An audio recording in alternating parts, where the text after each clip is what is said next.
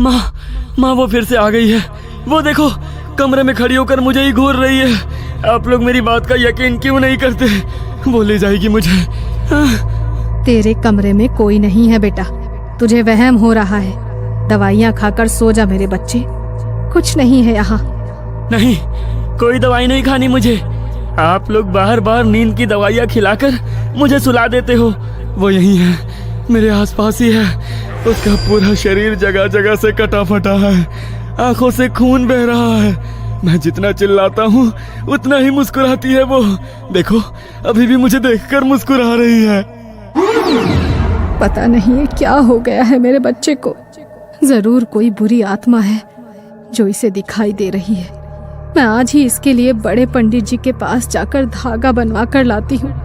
विनेश की माँ माधुरी बेटे की बिगड़ती हुई हालत को देखकर बहुत परेशान थी। इसलिए उसी दिन वो बड़े पंडित जी के पास जाती है और एक धागा लाकर अपने बेटे की बाजू में बांध देती है। विनेश के अचानक से बदलते हुए व्यवहार को कोई नहीं समझ पा रहा था। उसे अपने आसपास कोई ऐसी लड़की दिखाई दे रही थी जिसे परिवार में बाकी कोई भी नहीं देख पा रहा था। रात का समय था। विनेश अपने कमरे में आराम कर रहा था। आधी रात के समय विनेश की छोटी बहन रिंकी को प्यास लगती है और वो पानी पीने के लिए रसोई की तरफ जाने लगती है। अचानक ही उसे भाई के कमरे से कुछ अजीब सी आवाजें सुनाई देती है। उन आवाजों को सुनकर रिंकी घबराकर विनेश के कमरे के दरवाजे पर जाती है, लेकिन दरवाजा अंदर से बंद था। वो दौड़कर कमरे की खिड़की पर पहुंचती है तो देखती है सामने उसका भाई बालकनी की मुंडेर पर खड़ा हुआ नीचे देख रहा है। अचानक वो मुड़कर अपनी बहन की तरफ देखता है। उसके चेहरे पर एक भयानक सी मुस्कान थी जिसे देखकर रिंकी का दिल दहल गया था। इससे पहले कि रिंकी कुछ कर पाती, विनेश वहां से नीचे कूद जाता है। एक क्षण के लिए रिंकी की आंखों के आगे अंधेरा छा गया था। अगले ही पल रिंकी के मुंह से एक भयानक चीख निकलती है जिसे सुनकर रिंकी के माँ बाप दौड़ते हुए वहां पहुंच जाते हैं। रिंकी अपना सर घुटनों में छुपाए लगातार रोए जा रही थी। किसी तरह सुबकते हुए उसने उंगली से विनेश के कमरे की ओर इशारा किया और एक बार फिर से फूट फूट कर रोने लगी। कुछ पलों में विनेश के साथ हुई अनहोनी के बारे में घर में सभी लोग जान चुके थे और चारों ओर अफरा तफरी मच गई थी। 3 दिन बाद काश के कुछ दिन पहले ही मैं उसे पंडित जी के पास ले जाती तो शायद आज मेरा बेटा जिंदा होता। अरे बस करो अपनी यंत्र तंत्र मंत्र की बातें। कोई भूत प्रेत नहीं दिखाई देता था उसे। दिमागी रूप से बीमार था तुम्हारा बेटा और इसी दिमागी बीमारी ने जान ली है तुम्हारे बेटे की। अच्छी तरह समझ लो इस बात को। तुम्हारे जैसे लोग ही समय पर इलाज करने की बजाय झाड़ फूंक में समय वेस्ट कर देते हैं और उसके बाद जब बात हाथ से निकल जाती है तो सर पकड़कर रोते रहते हैं। गलती तो मेरी भी थी ना जो मैं तुम्हारी बातों में आ गया, लेकिन अब किया भी क्या जा सकता है। जो होना था वो तो हो गया। अब तो रिंकी ही हमारा सब कुछ है। रिंकी अभी बस 18 साल की थी। इतनी छोटी सी उम्र में उसने अपनी आंखों के सामने अपने भाई को मरते हुए देखा था। इस बात का उसके मन पर बहुत गहरा असर पड़ा था। इस घटना के बाद रिंकी ने किसी से भी बहुत ज्यादा मिलना जुलना, हंसना बोलना कम कर दिया था। वो दिन रात सिर्फ अपने कमरे में बैठकर पढ़ाई करती रहती, मानो एक जुनून सवार हो गया था उसके सर पर। रिंकी बेटा, जो होना था सो हो गया। अब तेरे इस तरह कमरे में बंद होकर अकेले रहने से कुछ नहीं होगा। बेटा, घर से बाहर निकला करो, दोस्तों से मिला जुला करो। ऐसे कैसे चलेगा? मुझे साइकेट्रिस्ट बनना है माँ। उन सभी लोगों को ठीक करना है जिन्हें भाई की तरह मानसिक बीमारी है। मैं नहीं चाहती कि भाई की तरह दुनिया में अब कोई और अपनी जान इस बीमारी से गंवाए। 10 साल बाद अपनी मेहनत और डेडिकेशन के चलते रिंकी एक सक्सेसफुल साइकेट्रिस्ट बन चुकी थी। उसने जानबूझकर क्रिटिकल पेशेंट केयर डिपार्टमेंट ही चुना था। वो अपने दिन का ज्यादातर समय क्रिटिकली इल पेशेंट के साथ ही बिताती थी। हर एक मानसिक बीमारी से जूझ रहे पेशेंट में उसे अपना भाई विनेश दिखाई देता था। इसलिए ऐसे पेशेंट को ठीक करने में वो अपनी जान लगा देती थी। डॉक्टर, एक क्रिटिकल पेशेंट आया है, प्लीज जल्दी कीजिए। नर्स के इतना कहते ही रिंकी तेजी से इमरजेंसी वार्ड की तरफ जाने लगती है। अरे पागल नहीं हूं मैं, जाओ तुम सब के सब यहां से जाओ। मैंने कहा ना मैं पागल नहीं हूं। सब मारे जाएंगे, तुम सब एक एक करके मारे जाओगे ना, तब तुम्हें पता चलेगा कि मैं सच कह रहा था। देखो, कोई तुम्हें पागल नहीं कह रहा है, लेकिन थोड़ा सा शांत हो जाओ। अभी डॉक्टर साहब आएंगे और आपका चेकअप करेंगे। आपको घबराने की बिल्कुल भी जरूरत नहीं है, बस शांत हो जाओ और गहरी सांस लो। मौत मेरे सामने खड़ी है और तुम मुझे शांत रहने के लिए कह रही हो। आज रात तक ले जाएगी वो मुझे अपने साथ। बुला लो तुम अपने डॉक्टर को।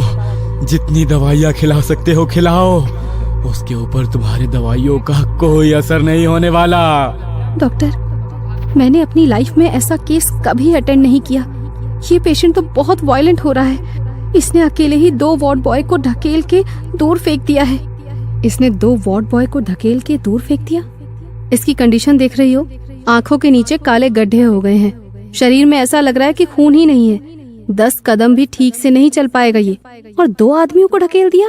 वही तो मैं बोल रही हूँ ना डॉक्टर, मुझे तो ये कुछ और ही केस लग रहा है। तुम जाओ, जाकर अपना काम करो। नर्स हो ना, कैसी बातें कर रही हो? ऐसा करो, हॉस्पिटल की जॉब छोड़ो और किसी तांत्रिक के साथ ज्वाइन कर लो। कहानियाँ अच्छी सुनाती हो। नर्स को डांटने के बाद रिंकी पेशेंट के पास जाती है। देखो, एकदम शांत हो जाओ। हम कुछ नहीं करने वाले हैं तुम्हारे साथ। और किसने कहा कि तुम बीमार हो? बिल्कुल भी बीमार नहीं हो तुम, ठीक है? कोई दवाई, कोई इंजेक्शन कुछ नहीं देंगे तुम्हें। यहाँ एडमिट भी नहीं करेंगे।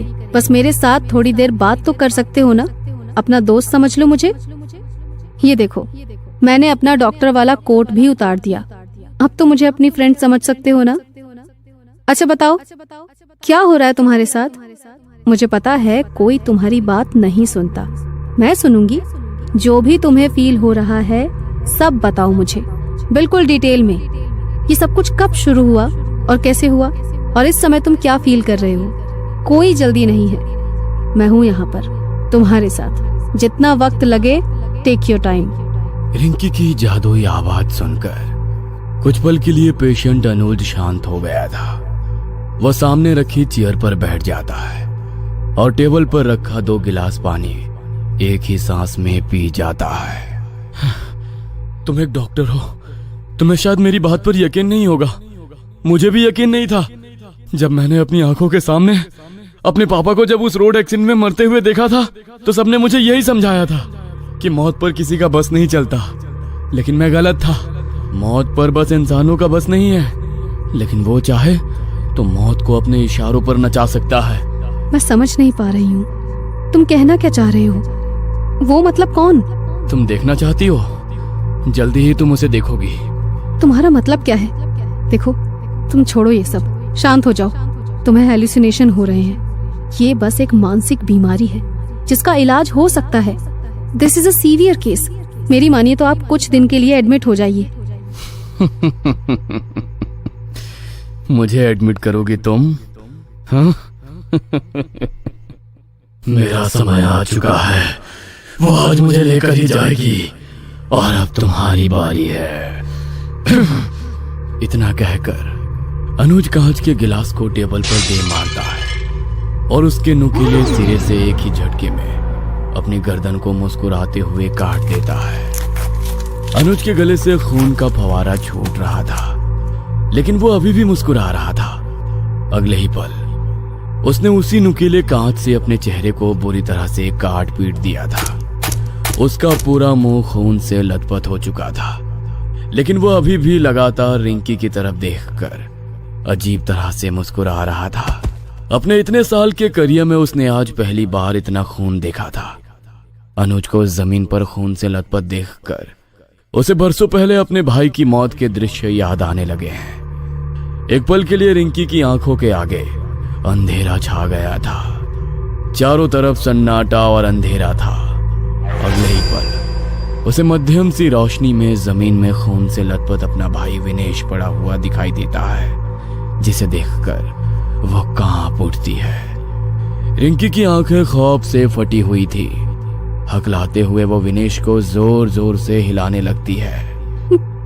भैया, विनेश भैया, जमीन पर पड़ा हुआ विनेश अपनी आंखें खोल देता है और उसके खून से सने चेहरे पर एक डरावनी मुस्कान दिखाई देती है, जिसे देखकर रिंकी डर कर पीछे हट जाती है।